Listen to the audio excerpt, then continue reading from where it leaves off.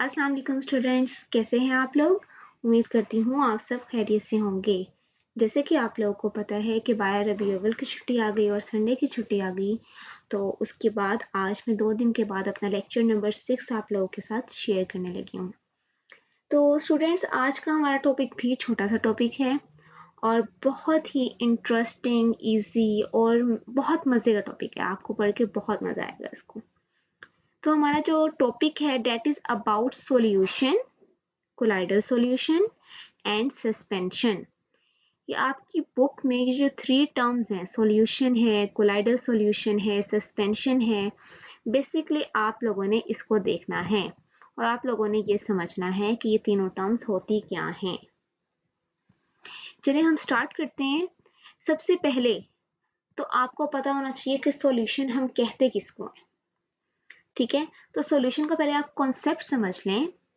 याद रखें कि नोट्स बुक अपने पास रखनी है आपने। कोई भी नोट पैड नोटबुक अपने पास रखा करें ताकि आप की पॉइंट्स को जो है वो हाईलाइट कर सकें या अलग से नोट कर सकें। सॉल्यूशन, अब मैंने आपको होमोजीनियस मिक्सचर के बारे में बताया था कि जब दो या दो से ज़्यादा कंपोनेंट्स होमोजीनियसली या जो है वो यूनिफॉर्म कंपोजिशन के थ्रू जो है जब मिक्स हो रहे होते हैं, हम कहते हैं कि वो होमोजीनियस मिक्सचर है। तो सॉल्यूशन भी एक किस्म का ये होमोजीनियस मिक्सचर होता है टू और मोर सब्सटेंसेस का, कि जब दो या दो से ज़्यादा सब्सटेंसेस होमोजीनियसली होमोजेनाइज तौर पर कंबाइन होते हैं तो हम कहते हैं कि वो सॉल्यूशन बना लेते हैं। ठीक है, ये कॉन्सेप्ट आपको जो है वो क्लियर होना चाहिए कि सॉल्यूशन होता क्या है। जब भी हम टू जो है वो सब्सटेंसेस को लेते हैं और उसको होमोजीनियसली जो है वो मिक्सअप करते हैं इस तरह से कि वो दोनों एक ही कंपोनेंट लगे, अलग अलग लगे ही ना, तो हम कहते हैं कि वो हमारे पास सॉल्यूशन तैयार हो चुका है। अब हम आगे जाके पढ़ेंगे कि सॉल्यूशन जो है बेसिकली उसकी भी टाइप्स हैं। ठीक है, तो सबसे पहले आपको ये पता होना चाहिए कि अगर हम सॉल्यूशन पढ़ रहे हैं कि आपके पास एक सॉल्यूशन है, आपने बनाना है, तो आपको पता होना चाहिए कि सॉल्यूशन के कंपोनेंट्स कौन कौन से होते हैं। तो सॉल्यूशन के 2 कंपोनेंट होते हैं। आपकी बुक में ये मेंशन नहीं है लेकिन आपने छोटी क्लासेस में ये पढ़ा होगा, तो इसलिए बस सिर्फ मैं कॉन्सेप्ट क्लियर करने के लिए आपको एक क्विक रिवीजन दे रही हूँ। That what are the components of solution? Number 1, solute and number 2, solvent. हमारे सॉल्यूशन जो हम बनाते हैं उस सॉल्यूशन के 2 ही कंपोनेंट होते हैं। एक को हम सोल्यूट का नाम देते हैं और एक को हम सॉल्वेंट का नाम देते हैं। अब हमारे पास 2 सब्सटेंस है, लेट्स सपोज हम उन दोनों को मिक्सअप कर रहे हैं तो उसका सॉल्यूशन बनाने जा रहे हैं, तो उन दोनों सब्सटेंस में से, उन दोनों कंपोनेंट में से ऐसा कंपोनेंट सॉल्यूशन का जो कि स्मॉलर क्वांटिटी में मौजूद हो। एक सॉल्यूशन है, हम 2 चीजें ले रहे हैं, उसको मिक्सअप कर रहे हैं, जिस चीज को हम स्मॉलर क्वांटिटी में ऐड कर रहे होते हैं सॉल्यूशन के, उस कंपोनेंट को हम सोल्यूट का नाम देते हैं। ठीक है, और इससे ऑपोजिट वो कंपोनेंट सॉल्यूशन का जो कि लार्जर क्वांटिटी में मौजूद हो। सॉल्यूशन के अंदर लार्जर क्वांटिटी में जो कंपोनेंट मौजूद होता है उसको हम नाम देते हैं सॉल्वेंट का। इसका मतलब कि हमारे सॉल्यूशन के कितने कंपोनेंट्स होते हैं? हमारे सॉल्यूशन के 2 कंपोनेंट होते हैं। एक को हम सोल्यूट का नाम देते हैं और एक को हम सॉल्वेंट का नाम देते हैं। Clear students? आपकी बुक में अगर मैं बुक के अकॉर्डिंग आपको सॉल्यूशन की डेफिनेशन बताऊं, so C, solution is such a mixture in which solute particles are completely homogenized in the solvent. ऐसा मिक्सचर जिसमें हमने सोल्यूट के पार्टिकल को जब सॉल्वेंट के अंदर ऐड करते हैं, उसके अंदर डालते हैं, तो वो जो सॉल्वेंट के अंदर जाकर कंप्लीटली तौर पर होमोजेनाइज्ड हो जाता है, उसके साथ बहुत ज़्यादा जो है वो कंप्लीट तौर पर मिक्सअप हो जाता है कि ऐसा नज़र आता है कि जैसे वो दोनों अब एक ही चीज़ हैं। ना सोल्यूट अलग से दिखाई देगा, ना सॉल्वेंट अलग से दिखाई देगा। ना आप सोल्यूट को बता सकते हैं कौन सा है, ना आप सॉल्वेंट को बता सकते हैं कौन सा है। दोनों मिक्सअप होके एक होमोजेनाइज्ड फॉर्म में जो है वो मिक्सअप हो जाते हैं। अगर कंप्लीटली तौर पर सोल्यूट पार्टिकल सॉल्वेंट के पार्टिकल के साथ होमोजेनाइज्ड हो जाए तो इस मिक्सचर को हम सॉल्यूशन का नाम देते हैं। क्लियर? एग्जाम्पल के तौर पर अगर बात करूं तो डिसोल्यूशन, यानी कि अगर सोडियम क्लोराइड को आप वाटर में ऐड करते हैं तो ये आपके पास जो है वो किसकी एग्जाम्पल होती है, सॉल्यूशन की एग्जाम्पल होती है। या कॉपर सल्फेट, आपकी बुक में एक और एग्जाम्पल दी हुई है, that is about copper sulphate in solution. So copper sulfate is also a salt. Basically these are the salt solution. So अब इसमें ये देखें जरा, अब इसमें जो सोडियम क्लोराइड जिसको हम नमक भी कहते हैं NaCl, अब जब नमक को पानी के अंदर डालते हैं तो अब आपको पता होना चाहिए कि नमक की जो क्वांटिटी है वो कम होती है और जो वाटर है जो हम पानी ले रहे होते हैं उसकी क्वांटिटी ज्यादा होती है। तो इसका मतलब क्या हुआ कि जो हमारे पास सोडियम क्लोराइड है, नमक है, वो हमारे पास सॉल्यूशन का कौन सा कंपोनेंट है, सोल्यूट। और जो हमारे पास वाटर है वो सॉल्यूशन का कौन सा कंपोनेंट है, that is solvent. It means कि सॉल्यूशन हमारे पास क्या होता है, जिसमें सोल्यूट के पार्टिकल्स कंप्लीटली होमोजेनाइज्ड हो जाते हैं सॉल्वेंट के पार्टिकल के साथ, तो वो जो मिक्सचर बनता है उसको हम सॉल्यूशन का नाम देते हैं। ठीक है, नेक्स्ट हमारे पास है ट्रू सॉल्यूशन। अब इस जो हमारे पास सॉल्यूशन है इसको हम ट्रू सॉल्यूशन क्यों कहेंगे, क्योंकि अगर हमारे पास सोल्यूट के पार्टिकल्स होमोजेनाइज्ड हो गए हैं कंप्लीटली तौर पर सॉल्वेंट के साथ, तो इसका मतलब है कि हम सोल्यूट के पार्टिकल्स को हम अपनी आम आंख से नहीं देख सकते। यानी कि आपने नमक को पानी में डाल दिया है, अब उसके बाद आप नहीं देख सकते कि इसमें नमक कहाँ है। जब वो डिजोल्व हो जाएगा तो आपको नमक के पार्टिकल्स यानी कि सोल्यूट के पार्टिकल्स नजर नहीं आएंगे। इवन अगर आप फिल्टर पेपर लेते हैं, फिल्टर पेपर आप ऊपर रखकर अगर आप फिल्टर पेपर से वो जो हमारे पास सोल्ट सॉल्यूशन है उसको अगर आप पास करवाएंगे, तो अगर वो फिल्टर पेपर के ऊपर भी नहीं रहा और वो उसमें से भी पास हो जाए, तो इसका मतलब कि वो हमारे पास ट्रू सॉल्यूशन है। Clear students? तो इसका मतलब कि ट्रू सॉल्यूशन कौन सा सॉल्यूशन होता है, जिसमें सॉल्यूशन, ऐसा सॉल्यूशन जिसमें सोल्यूट के पार्टिकल्स को हम अपनी आम आंख से नहीं देख सकते। First point. सेकंड पॉइंट इसका ये है कि जो सोल्यूट के पार्टिकल्स होते हैं वो फिल्टर पेपर को भी क्रॉस कर जाते हैं। अगर आपकी बुक के अकॉर्डिंग देखें, ये देखें यहाँ पर मेंशन हुआ है कि the solute particles in such a solution, इस सॉल्यूशन में सोल्यूट पार्टिकल्स को एक तो आप देख नहीं सकते हैं अपनी आंख से यानी कि नेक्ड आई से। इफ सॉल्यूशन इज फिल्टर, अगर आप सॉल्यूशन को फिल्टर करेंगे तो ये पार्टिकल्स जो है वो उस फिल्टर पेपर के पोर्स में से भी गुजर जाएंगे और पीछे कोई रेजिड्यू कुछ भी नहीं छोड़ के जाएंगे। इस सॉल्यूशन को हम ट्रू सॉल्यूशन का नाम देते हैं।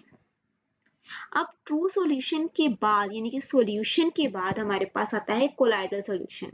लेकिन कोलाइडल सॉल्यूशन को पढ़ने से पहले हम पढ़ेंगे सस्पेंशन को, because suspension is opposite to true solution. Means ऐसा मिक्सचर जिसमें सोल्यूट पार्टिकल सॉल्वेंट में डिसॉल्व ना हो। ट्रू सॉल्यूशन में आपने क्या पढ़ा कि सोल्यूट पार्टिकल्स तो कंप्लीटली तौर पर होमोजेनाइज्ड हो जाते हैं सॉल्वेंट के साथ, लेकिन सस्पेंशन में ऐसा मिक्सर जिसमें सोल्यूट के पार्टिकल्स जो होते हैं वो सॉल्वेंट के अंदर डिसॉल्व ही नहीं होते। अब जब वो डिसॉल्व ही नहीं होंगे, आप ऐसे सोल्यूट के पार्टिकल्स डाल रहे हैं जो कि सॉल्वेंट में डिसॉल्व ही नहीं होते हैं, तो इसका मतलब है कि उन पार्टिकल्स को आप अपनी आंख से देख सकते हैं, हम नेक्ड आई से अपनी उसको देख सकते हैं। और ऐसे पार्टिकल्स को, ऐसे सॉल्यूशन को जब हम फिल्टर्ड करते हैं तो ये जो सोल्यूट पार्टिकल्स हैं वो फिल्टर पेपर में से पास नहीं होते। इसका मतलब है कि सारा का सारा रेजिड्यू उस फिल्टर पेपर के ऊपर बच जाता है।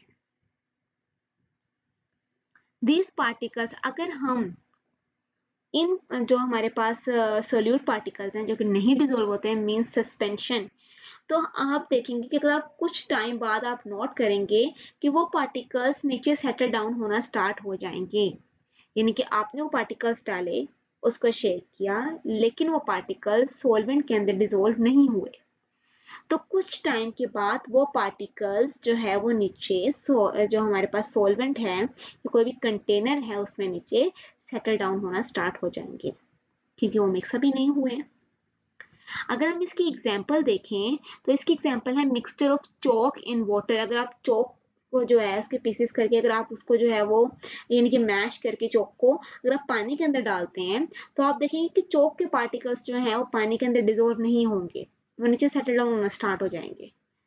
तो इसका मतलब है कि these solution या such a solution are known as the suspension. Basically this is a mixture, not a solution.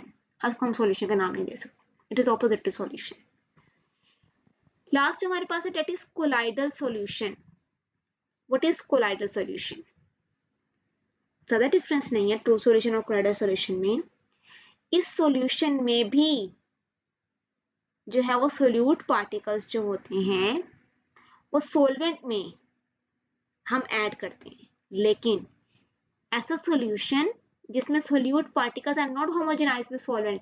अब ये वो आपके पास है सॉल्यूशन जिसमें, इसको हम सॉल्यूशन क्यों कहेंगे, क्योंकि सोल्यूट पार्टिकल्स को हमने ऐड तो किया सॉल्वेंट में, लेकिन वो सॉल्वेंट में जाके होमोजेनाइज नहीं होते, यानी कि सॉल्वेंट के साथ रिएक्ट करके उसके साथ मिक्स होकर बिल्कुल होमोजेनाइज फॉर्म में, होमोजीनियस फॉर्म में, एक जैसी फॉर्म में, यूनिफॉर्म फॉर्म में नहीं आएंगे, नहीं आ सकते।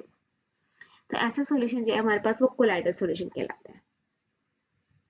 ये पार्टिकल्स इतने बड़े होते हैं, ये पार्टिकल्स ट्रू सॉल्यूशन के मुकाबले में, अगर हम ट्रू सॉल्यूशन की बात करें तो उसके सोल्यूट के पार्टिकल्स है वो तो होमोजेनाइज हो गए सॉल्वेंट के साथ, होमोजेनाइज होकर वो पार्टिकल्स इतने स्मॉलर होते हैं कि हम उसको अपने नेक्ड आई से भी नहीं देख सकते हैं और वो फिल्टर पेपर में से भी पास हो जाते हैं।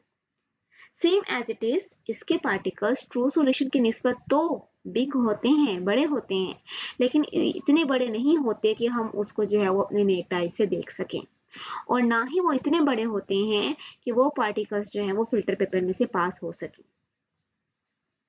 Clear students?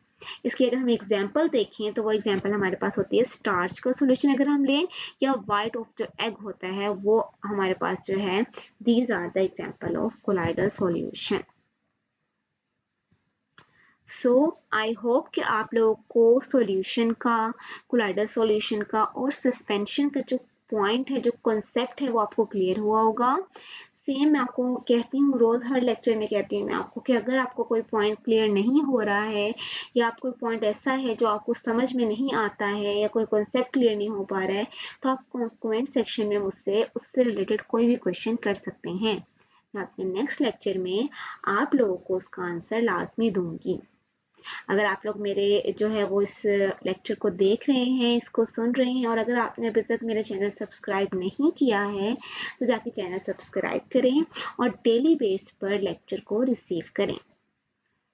So students, book के अकॉर्डिंग भी मैंने आपको बता दिया है, सेम एज इट इज। अगर हम यहाँ पर बुक में एक इमेज है जिसके अकॉर्डिंग आपको क्लियर होगा कॉन्सेप्ट जो है। यहाँ अगर हम देखें तो ये सॉल्यूशन है which is called a true solution, it is a colloidal solution, it is a suspension. आपको डिफरेंस नजर आ रहा होगा, इसमें पार्टिकल्स इतने छोटे हैं कि आप नहीं देख पा रहे, इसमें पार्टिकल्स भी छोटे हैं, आप अपनी नेक्ड आई से उसको ऑब्जर्व नहीं कर सकते, उसको आप देख नहीं सकते हैं, लेकिन डिफ्रेंशिएट करने के लिए आपको बुक में इमेज ऐसी बनाई हुई है ताकि आपको ये पता लगे कि इसमें सोल्यूट के पार्टिकल्स जो हैं वो ट्रू सॉल्यूशन की निस्बत थोड़े से बड़े होते हैं, और सस्पेंशन में तो इतने बड़े होते हैं क्योंकि वो एक तो वो डिजोल्व भी नहीं होंगे, तो वो डिजोल्व नहीं होंगे, वो लार्जर पार्टिकल हैं, बिग पार्टिकल हैं, तो वो आप जो है वो उसको अपने नेक्ड आई से देख सकते हैं। सो नेक्स्ट जो है हमारे पास वो हम पढ़ेंगे formation of unsaturated and saturated solutions. ये जो सॉल्यूशंस हैं जिसके टाइप्स मैं आपको बता रही हूँ किस तरह से हम अनसैचुरेटेड बनाते हैं, किस तरह से सैचुरेटेड बनाते हैं, ये भी बहुत इंटरेस्टिंग और बहुत मजे का टॉपिक है जो कि मैं आपको नेक्स्ट लेक्चर में आपके साथ शेयर करूंगी। तब तक के लिए अपना ख्याल रखें और याद रखें कि साथ साथ आपने पॉइंट्स को क्लियर करना है और याद भी करना है, ताकि जब आप आगे जाएं तो आपके लिए कोई मुश्किल ना हो, और आपको साथ साथ अगर याद हुआ होगा तो आगे जाके आपको पेपर्स के करीब बिल्कुल भी कोई टेंशन नहीं होगी। साथ साथ याद करने का मकसद ही ये होता है कि आप लोगों को जो है वो एंड पर बिल्कुल भी बर्डन फील ना हो स्टडी को लेकर। सो रिलैक्स रहें, अपना ख्याल रखें, ठीक है। अल्लाह हाफिज।